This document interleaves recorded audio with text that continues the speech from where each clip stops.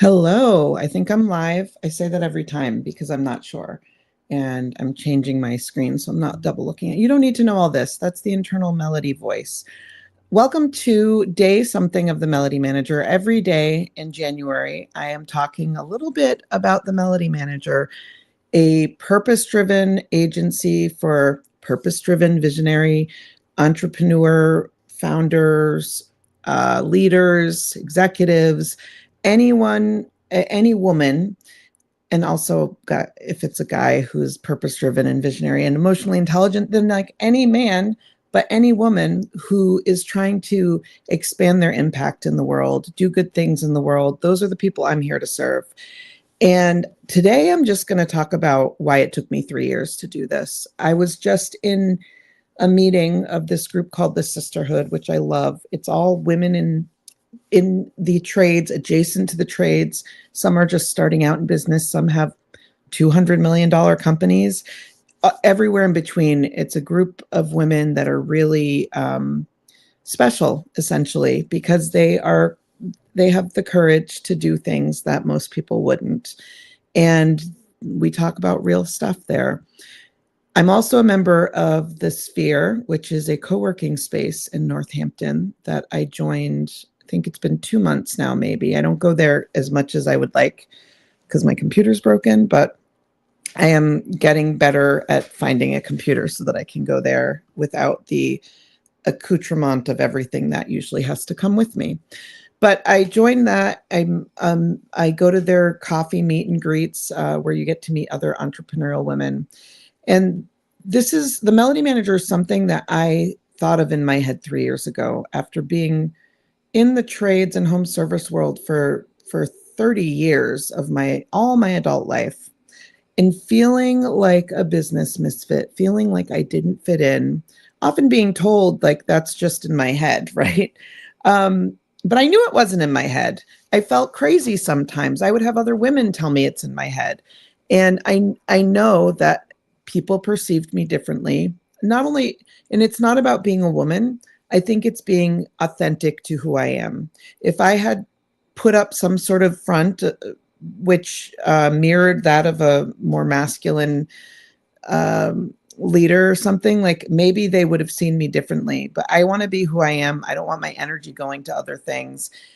And it was really easy to feel dismissed in that arena, which was so frustrating because I served I served the trades, the home service world. I continue to, and I've given a lot to the industry. And the whole point for me was I did hard things that nobody's ever done there. I have bought and sold and started and companies. I've started and ended partnerships. I've repossessed a company, like a real repossession of a company. I've had to go to court twice.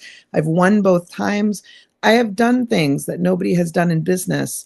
But because I don't present myself the way that, some of the bros do, who, I'm not taken seriously. And that really held me back mentally. I really felt like less than. I felt like there was something wrong with me that I couldn't make them see me. And it made me doubt a lot of things about myself, not them. They didn't make me doubt. I already had doubts about myself. But it was more about if everybody that you're with is telling you that you're purple, but you feel like you're, red. It's a weird example, but like I just felt different. And now I know that my intuition was right. I know what I felt was right. I know what I experienced.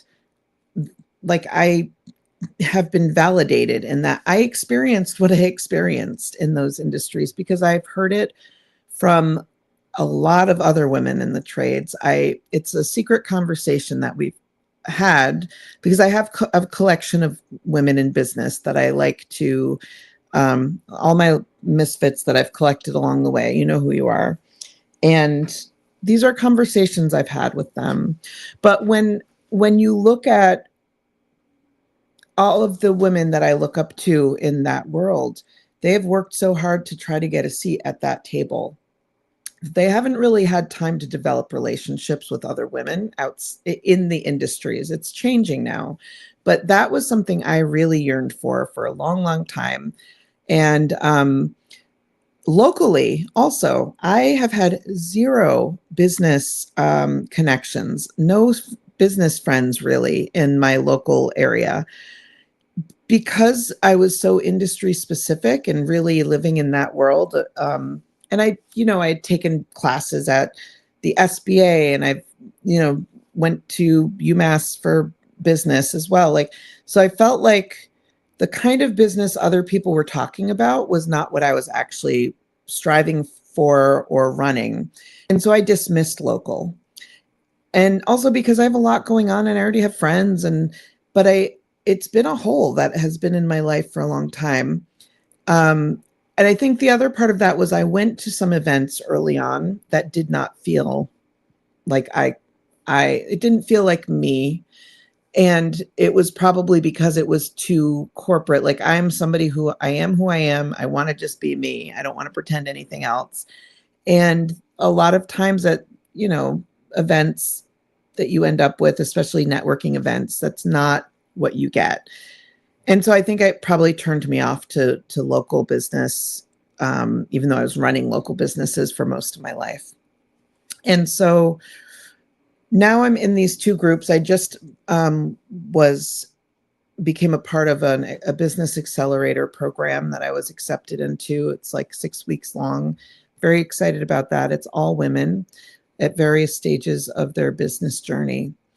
And so it's not surprising that after 3 years of working really hard on home service VA, on trying to reach some sort of honestly random financial metric that I had decided was going to be there's a point where I had decided, and this is where we'll be successful, or that I can consider it successful and not be as involved anymore, so that I can start Melody Manager.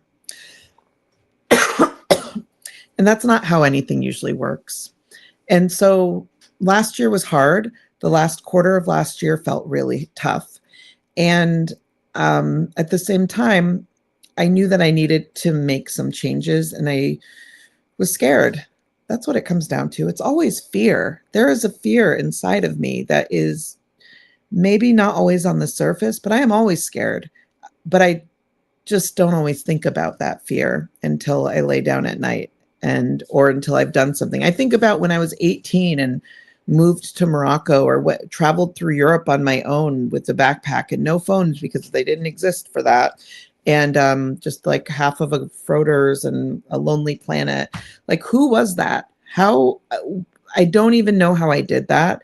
That girl who moved to Romania for 2 months, who moved to Morocco. How did I have the courage to do that? I probably was scared, and I did it anyway. And sometimes I think one of the cool things about me, or any person in business who has a very entrepreneurial mindset, the people who are successful, we don't give up. We're very stubborn. They call it grit, but you can have an idea for 3 years and resist it and eventually still do it. I'm not a quick action person always. Every day I have to make like 1,000 decisions, but most of the time, the big decisions take me a long time to really accept, I guess. I didn't feel like I was the one who had enough experience, enough knowledge. I didn't know how to do this. And also, I've had signs along the way that I was ready to do this. I could have started this 3 years ago. I don't regret that I didn't, but I think I would be in a different place if I had.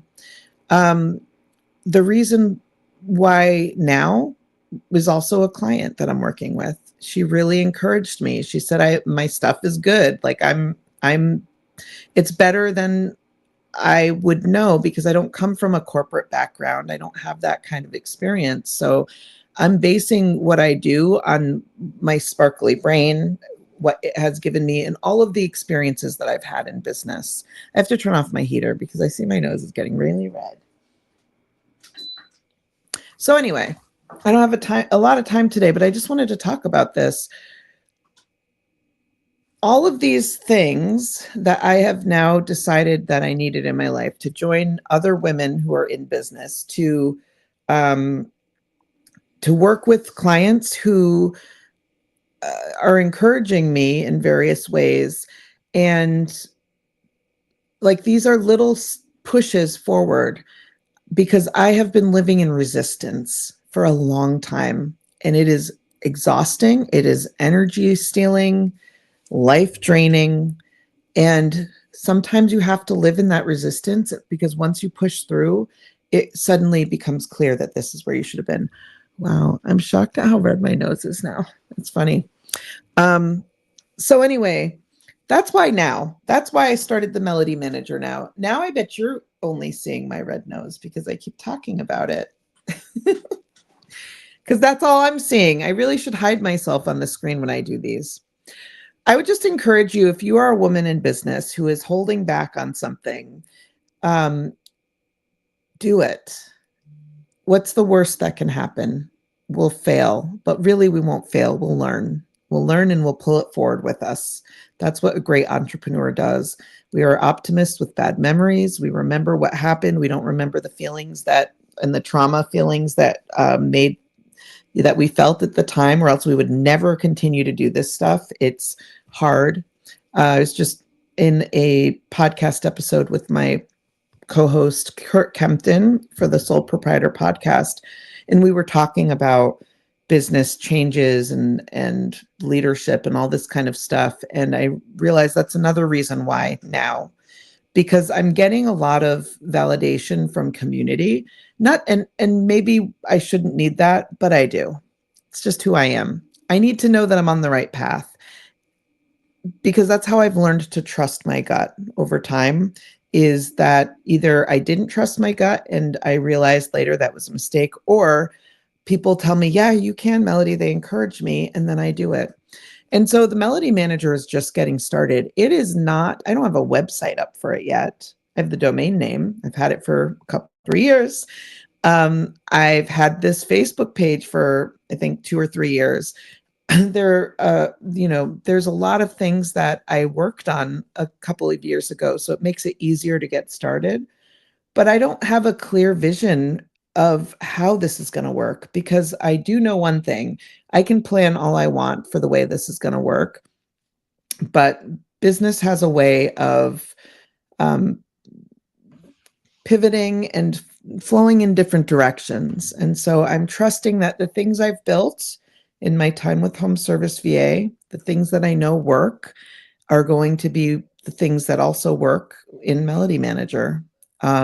It's just really catering to women's, to the things that women need, because we have different needs than men in business do. Not everybody. This is just a generic statement I'm making. Anyway, thanks for listening. I just was feeling compelled today to just talk a little bit about that 3-year gap. And, I look at the Facebook ad we're running right now, and it's doing better than our HSVA ad was. And it's not because our ads were bad. It's just nobody's doing something like Melody Manager, and it's needed, and women are responding. And I can't wait for this to blow up. Please like and follow my Melody Manager Facebook page. I'll try to put the link on the bottom of this like I should, but I have to go to the post office now because it's going to close soon. I hope you have a great day, and I will see you tomorrow on another episode of the Melody Manager. The end. Thank you. Now.